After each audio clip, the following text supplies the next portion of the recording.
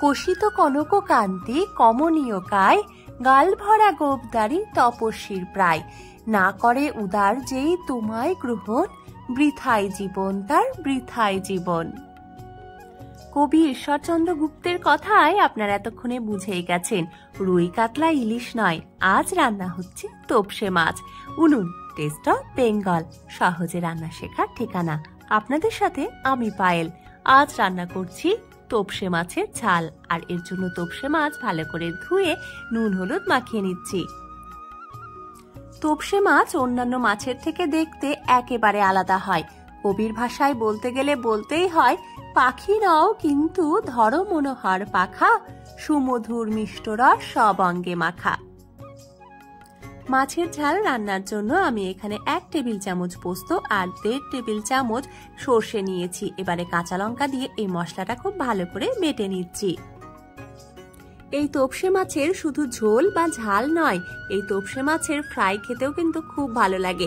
আপনারা সবাই জানেন যে অনুষ্ঠান বাড়ির, বিশেষ করে দক্ষিণবঙ্গে এই তোপসে মাছের ফ্রাই কিন্তু খুবই জনপ্রিয় একটি খাবার।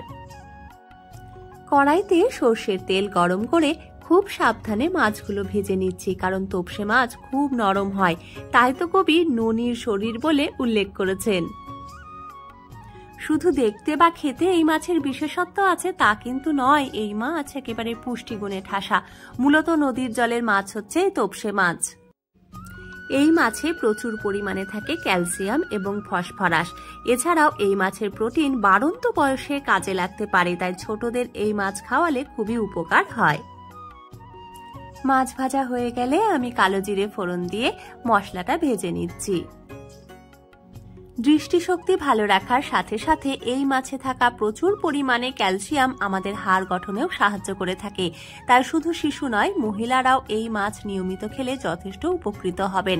তাই যাদের হাড়ের দুর্বলতার সমস্যা কিংবা দাঁতের সমস্যা রয়েছে তারা নিয়মিত এই মাছ অবশ্যই খাবেন। তবে মনে রাখবেন, যে কোনো খাবারের উপর নির্ভরশীল না হয়ে শারীরিক কোনো সমস্যায় আপনারা অবশ্যই চিকিৎসকের সঙ্গে যোগাযোগ করবেন। মশলা কষানো হয়ে গেলে আমি গ্রেভির জন্য জল দিলাম, আর ঝোল ফুটে উঠলে ভেজে রাখা মাছ দিয়ে 1 থেকে 1.5 মিনিট রান্না করে 1 টেবিল চামচ কাঁচা সর্ষের তেল দিয়ে নামিয়ে নিলাম আমাদের তোপসে মাছের ঝাল। আর গরম ভাতের সাথে এই মাছের ঝাল খেতে কেমন লেগেছিল সেটা বলতে গেলে আমাকে আবার কবির ভাষাতেই বলতে হয়, একবার রসনায় যে পেয়েছে তার, আর কিছু মুখে নাহি ভালো লাগে তার।